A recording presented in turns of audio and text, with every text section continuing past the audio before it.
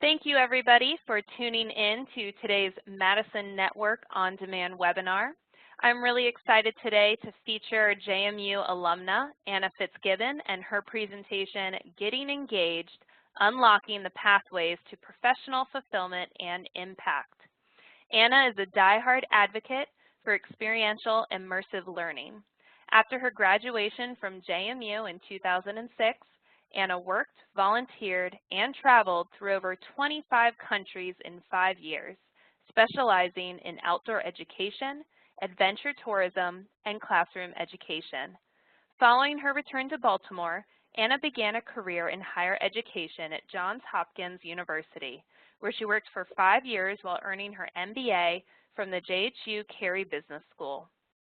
Currently a corporate wellness specialist for a small fitness startup, Anna just launched her own business on November 1st of this year. OutGrowth, her business, partners self-starting students with socially conscious farms businesses in the U.S., creating one-month immersive internships. Taking professional learning out of the office, OutGrowth's project-based approach is rooted in transformative experience. OutGrowth's core values center around career competency building, professional purpose, social impact, community engagement, and sustainable business development, forming a like-minded community of go-getters with a fire for growing themselves and catalyzing change. OutGrowth creates the ultimate immersive learning environment. It's now my pleasure to have Anna take the reins with her presentation. Thank you so much, Emma, and it is an honor to be here today. So as Emma mentioned, I recently launched my own business, which works to engage students in immersive experiential learning. And the goal of my business is to align students with opportunities that provide social impact, career competency building, and even elements of self-discovery. So what's really important to note about today's presentation is that these types of immersive, sort of community-driven experiences are needed throughout our lives and careers, and not just as we prepare to enter the workforce. So we need to start finding ways to attach meaning to all of our life dimensions, which can sound a little overwhelming, but stick with me on this. So today I'm going to walk us through why ongoing engagement is so needed from a personal and professional standpoint. And then my goal is to provide you with some practical, feasible applications so that you can walk away with something that works for you and even something that you can start today. Okay, so what is the scope of today? So over the next 30 minutes, I'm going to first break down the problems and some of the common problems experienced in the U.S. workforce, many of which you can probably relate to. I'm then going to go into some ongoing trends that highlight the urgency of us taking action. And then finally, what I promised and what I believe in, I want to give you something that you can walk away with today. Okay, so before we delve into exactly what engagement means and some of the more widespread problems, I want to start with an engagement check-in. And this exercise is based in the belief that you can't know where you're going until you know where you are. So what I want you to do is I want you to take a moment and assess yourself in the realms of health, work, play, and love. So this is a quick dashboard exercise. And what I want you to do is I want you to rate yourself from 0 to full in each of these categories. So the beauty of it being a webinar is that you can actually pause this, complete the exercise, and then come back to us. Okay, so this exercise is based on, is found in a book called Designing Your Life. And this is a book called How to Build a Well-Lived, Joyful Life.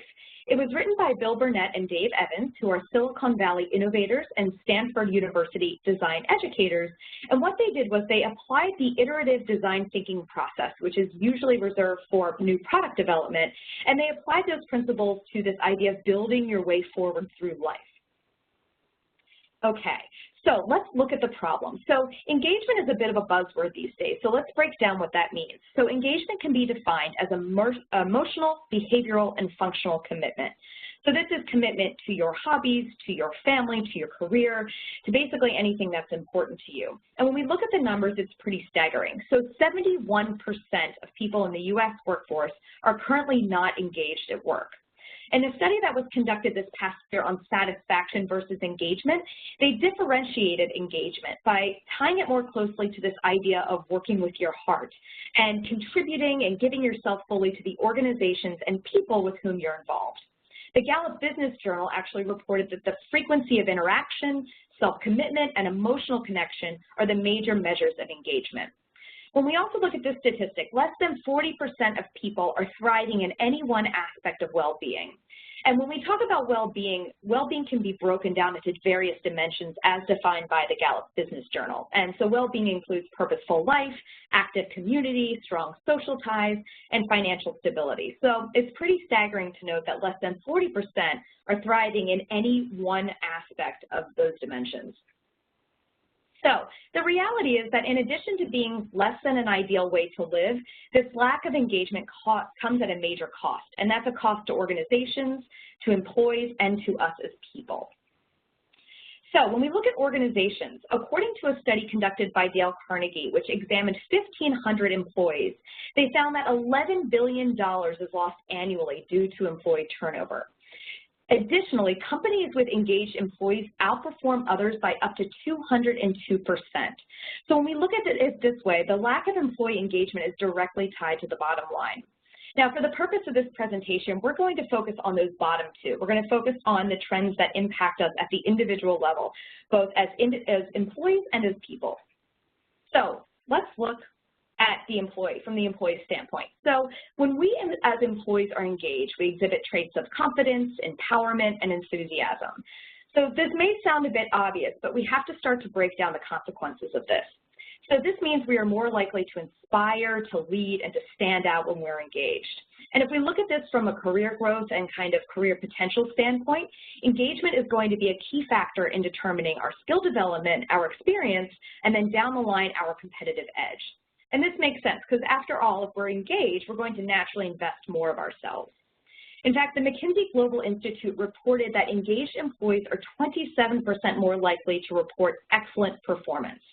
So some startups are actually working to increase engagement in their day-to-day lives, and they do this by what they call betterment programs. And this gives employees both the time and the space to invest in their own self-discovery and advancement. So then when we look at this from a personal, non-career standpoint, engagement with purpose and with our communities is directly linked to our health and lifespan. So there was a 77-year-long Harvard study of adult development that was conducted. And no surprise here, to date, it is the biggest study into adulthood that's ever been conducted. And it was found that above all else, quality relationships were the key determinant of health and happiness. In fact, purpose ranks above age, gender, and emotional well-being as a determinant of health. Additionally, recent research has found that people with a sense of purpose have a 15% lower risk of death compared to those who said that they were more or less aimless. So that's a pretty shocking amount. So it may seem that given the extent of these issues that we find in the workplace, it might seem that a complete overhaul of our way of life is necessary, that we need to throw everything out, start fresh, completely rewrap. But maybe, maybe not. So in addition to some of the more drastic changes that we associate with finding purpose, like leaving our company to find a company that better aligns with our mission and values, or deciding to only work for leadership that support our professional growth, I believe that we can begin to carve a path out to purpose today in using small steps and small shifts. So similar to the principles that are communicated in designing your life, we need to start looking at this as an iterative process, building our way forward. So I can tell you that the path to engagement, both in the workplace and in your personal life, starts with betterment, connection, and purpose. But that's super abstract. It's really tough to apply. And so today, I've come up with solutions that I've used in my professional life that have really helped me to start engaging little by little. So I'm going to share each of these with you today, and then I'm also going to take us through some hurdles and my personal hacks so that you can start to take steps to get there. So let's start with creating. So in the first category of creating, I'm going to touch on creating content, communities, and narratives. Okay, so when I talk about creating content, what I mean is sitting down and actually creating your own original content that comes from your brain. So this can come in many forms. You can create blogs, you can create newsletters, and you can do things both in and out of the office. So you can take your outside skills and bring them into the office by creating content. So an example of this is, let's say you have an interest in wellness and nutrition. Well, you could have a brown bag lunch, maybe hold it 2 times a week, and you can give professionals tips and tricks for coming up with healthy meals in their day-to-day life. So it could be healthy meals for the busy professional or the busy mom and dad. Additionally, you can find ways to create content by taking your work skills outside of the office. So you can create how-to blogs. You can push these out through university programs. You can even find ways to feature experts. And then finally, a really great way to create content is to offer to be a guest contributor for other small businesses and their blogs and newsletters. So the great news is that people are always looking for fresh content, so you're actually helping them out if you can contribute your knowledge. The most important part of this is you have to remember that you have something unique to offer, so you need to take the time to figure that out and then use it to inform and mobilize people. Okay, so when I talk about creating communities, what I'm really talking about is creating a circle around what you care about and then making sure that that barrier to entry for your participants, joiners, or early adopters is really low. So you can do this by creating a circle of like-minded people to start. And again, this can be in or outside of the workplace. So an example inside of the workplace, you could create sub-teams, and maybe you have a twice-a-week meeting where you get to hash out some of the challenges in the workplace. Or maybe you have an idea generation seminar where you get people together once a month and you generate new ideas and give people some creative control. You can take it outside of the workplace by joining advocacy groups or championing a cause in your community. You can also form and join neighborhood associations, get involved with your city's parks and recreation. I mean, there's no limit to what you can do from a community perspective. You can additionally even do stuff out of your home. I mean, you can even create a targeted book club that focuses on issues that you're passionate about. So then when I talk about creating a narrative, what I mean is take the time to know and create your own personal story.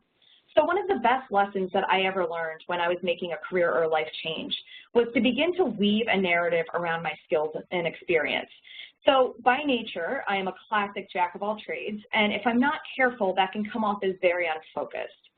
However, when told correctly, you can start to identify those central themes that make your life and your history kind of uniquely you.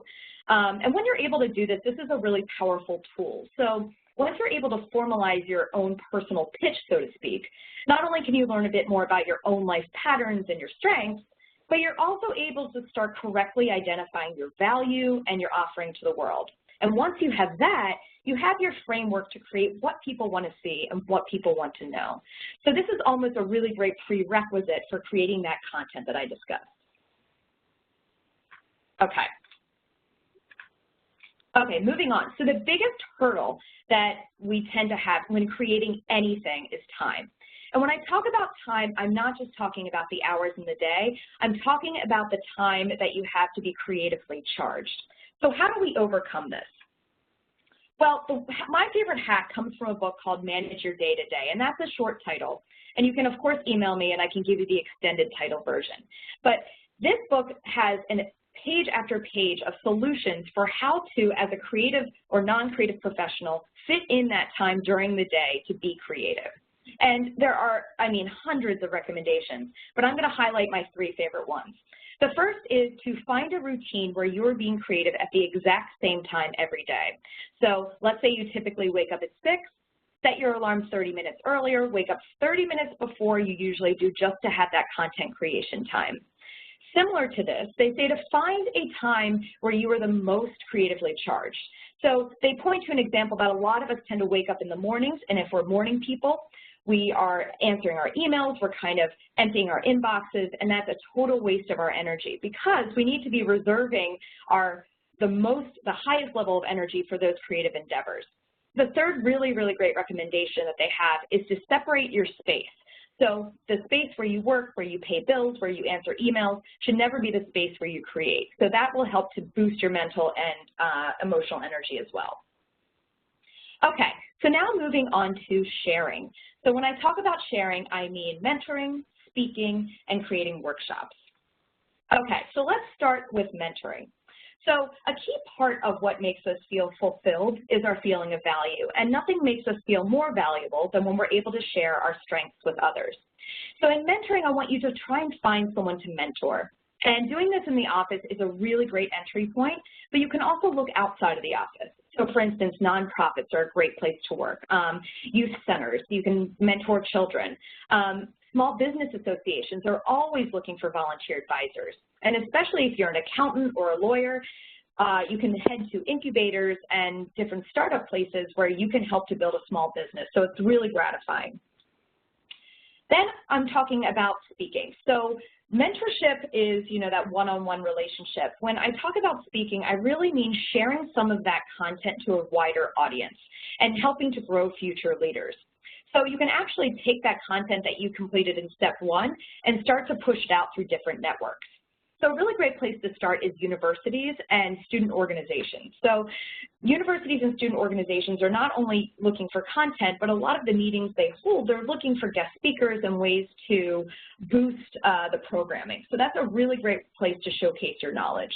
You can also reach out to your workplace by presenting in meetings and assemblies. And then you can look outside of the professional space altogether. Local activist groups or industry-specific forums or podcasts are a great way for you to share your knowledge. Additionally, a lot of nonprofits have started to run monthly open conference calls, which is a great way not only to join a community, but to also have another platform to display your knowledge. And then finally, we get to workshops. So when I'm talking about workshops, I really mean about turning your hobbies into teachable moments. So if you like to bake, for example, contact a local bakery and see if you can lead a class on Saturdays, or contact your local activity center for youth, or community-based nonprofits are another great place to start. So don't be afraid to ask is another important thing about this. You want to make sure that you're constantly reaching out, that you're not scared, because you'll be surprised at the positive response that you receive. So the biggest hurdle to this is imposter syndrome.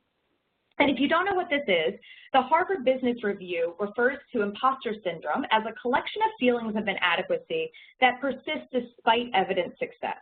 So imposters suffer from chronic self-doubt and a sense of intellectual fraudulence that override any feelings of success or external proof of their competence. So we've all been victims of imposter syndrome before. So how do we overcome this? Well, there's so many hacks, and in fact, if you Googled imposter syndrome, you'd find many solutions. There are great TED Talks on this.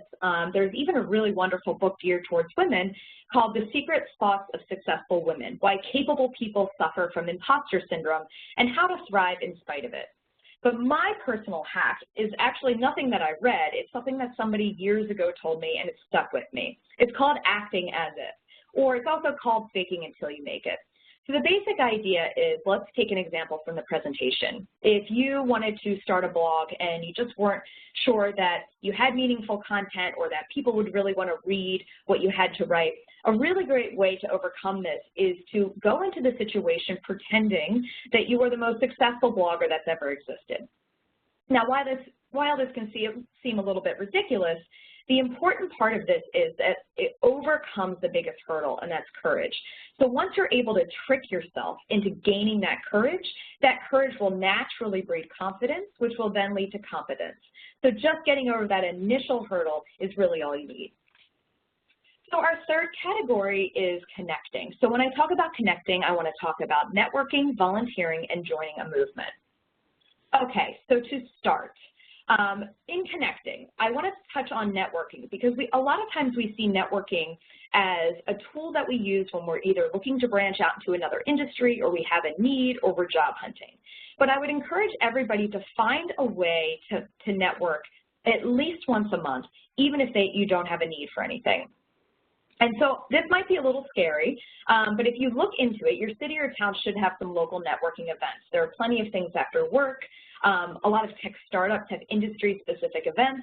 In fact, a lot of social impact community centers have workshops and speaker series too. So I want you to practice walking up to people you've never met and start to build out a professional network, because the key here is that you don't want to have to just reach out to people when you need something. And the more you can build out that network now, the more response you get when you do have an actual need. Secondly, volunteering. And I included this because it's a pretty obvious concept, and it's not something that I have to really delve into, but I wanted to include it because I firmly believe that there's a lot of bang for your buck in volunteering. And what I mean by that is that you could volunteer once every couple weeks or once a month even, and the benefits of that spill over into other areas of your life. So even if you are limited on time, I think you'll be surprised by how much fulfillment you get over and through even a little bit of volunteer work. And then finally, I want to talk about joining a movement. So similar to volunteering, it's going out of your way to be a part of something where you're not getting paid. But more importantly, I want to encourage people to get involved with something that they've never been involved with before. So sometimes I think that we're a bit limited by what we think we're good at, and especially mid-career, we tend to gravitate towards those experiences where we already have expertise, knowledge, or connections. So I really think that a good challenge and a great way to grow and learn and find additional fulfillment is to dive headfirst into something that is completely petrifying to you. So maybe there's something where you had an interest, but you never quite developed a skill set, or you're curious about something. I would encourage you to dive in headfirst. So writing letters for something you care about to influence legislation is a great way to go. Working towards environmental reform. I mean, heck, you can even work on a farm for a day. But just pushing beyond that comfort zone for the sake of just doing that is truly valuable. It builds perspective, connection, and an increased understanding of your place in the world. So the biggest hurdle to any type of connection is that our brains get in the way. So knowing what you should do to get what you want isn't enough, and this is proven. So it's not just simple as telling yourself to just do it. And this is because of how our brains are wired. There's this constant war between our thoughts and our feelings, and unfortunately, our feelings always win. So the reality is, if we don't start doing the things that we don't feel like doing, we're going to wake up 1 year from today to be in exactly the same place. So how do we overcome this? Well, there's a fantastic book that was written by Mel Robbins. It's called The 5-Second Rule, and no, it does not apply to picking food up off the ground, while that is another great rule. This book tackles, it's a brain hack, and it tells you how to outsmart your brain. And there's a lot of background to why this works, but the basic idea is that if you have an impulse to act on a goal, you must physically move within 5 seconds, or your brain is going to completely kill the idea. And the way they recommend doing this is when you have an impulse to do something, to count backwards from 5 and then act. So they say if you wait any more than that 5-second mark, then you're going to, your brain is going to shut it down. So an example would be, for instance, if you want to wake up that 30 minutes earlier to start writing content, once that alarm goes off, you've got 5 seconds to trick your brain into getting out of bed. Similarly, if you have an idea in a meeting and you want to speak up, if you wait longer than 5 seconds, then your brain is going to shut it down. You're going to have self-doubt. So this is a really great tool for you to use. Okay, so in the end, and the point of this presentation is we all aim to find and maintain this sense of purpose, value, and engagement. But in order to do this, we don't need to completely overhaul our lives. I believe that in order to discover this path, most of the time we have to start walking it first. And so I tried to kind of compile some quick tips and tricks so that you can start to make small shifts. And these small shifts are going to help you not only learn where you are and what you have to contribute, but they're going to help you to figure out how you can infuse your life and career with meaning. So I'm sure there are hundreds of other paths to fulfillment, but today I just wanted to share the ones that have transformed my life and career. And so in the same spirit of infusing lives and career with meaning, at OutGrowth, we aim to give students avenues to personal and professional purpose before entering the workforce. So what we do is we link students with farms, and so it's a mix of student travel, experiential, interning, and community engagement. And I am proud to announce that we are now accepting applications for our 2018 Legacy Cohort. So that's a summer 2018 program, and the deadline is March 1st. So I would encourage you to go to the website, www.outgrowthtoday.org. You can follow us on social media, you can sign up for the newsletter, and you can learn more about the application process. And please pass on to any students who you think may be interested. Additionally, do feel free to email me about anything at all if you would like some of the curated content from today's presentation, or if you have any questions, or if you just want to chat. I'm open to anything. Thank you so much for your time today. It has been a true honor to be here. Anna, thank you so much. What a wonderful presentation. So much. I was writing tons of things down as you were talking. And I thought I'd take a little time for our listeners to ask a few questions so they could get to know your background a little bit more and dive into your presentation and how it's really impacted you. So with that, you separated your presentation talking about content, communities, and narratives. Would you mind tackling one of those areas and sharing with us how you have personally activated one of those areas in your life? Absolutely. So when it comes to, I guess, the connecting part and the networking piece, this has been something that I started practicing full on probably a year ago, and it has just opened doors. So the networking piece, it's a really tough kind of thing to get started, but once you get the hang of it, you get more confidence. So it's kind of like that courage breeds confidence, breeds competence. And the networking piece that I started to just try and figure out what other people do. I mean, it started off as a very informal process where I just sought out to meet other professionals to figure out what they did that they loved, what they didn't love about their job. So I went to everything. I went to every networking event. I beefed up my LinkedIn profile. I mean, I did everything. You know, somebody would say, oh, you should talk to so-and-so, and I would reach out that day and follow up and keep a spreadsheet. And what started off as a quest to kind of figure out where I fit in the world ended up being a really great foundation for me to build a business. And so what I learned was that not only was this network building crucial for getting feedback for me professionally as I move forward, but it was also an incredible support network that I built that, you know, I'm continuing to build. So, you know, some connections give you encouragement, others admire you, others give you the harsh truth of how hard it is what you're trying to do. But it is a broadening of perspectives similar to travel, and it has been life-changing. And so my mind has been truly open from networking. Now, the strategy of that, it's kind of random. So I don't know if I have a recommendation beyond just getting out there and trying it. But you know, following, once you meet a connection and they connect you to someone else, following up, communicating often, reminding them that you're there is probably the most important piece of that. Well, it is truly that power of that network, and you never know where relationships will take you professionally and how mutually beneficial those opportunities can be. You mentioned, you know, your business, OutGrowth. Congratulations again. Thank you. For our listeners, would you mind kind of talking us through how you really got started with OutGrowth and kind of where you are I guess, rounding out your first month launching your business? Yeah, I'd love to. So I always knew I wanted to start my own business, and that's part of the reason I started to earn my MBA years ago. But I always knew that I wanted it to focus on some type of immersive learning for students and giving students access to that in a completely different way. I felt that, you know, when I bought that one-way plane ticket to New Zealand, I don't think I expected what a tremendous impact that travel would have had on my life, but also my career. And there are a lot of transferable skills that are gained through travel, but I don't think it is valued to the extent that it should be in terms of its value in the workplace. Even if it's just a backpacking or, you know, working, you know, at a bakery for a month, there's tremendous value in that. So I kind of wanted to create a structure around that so that students would have an opportunity to do more of the adventure side of travel and the independent kind of soul-searching side, but at the same time getting to gain really firm, tangible career competencies.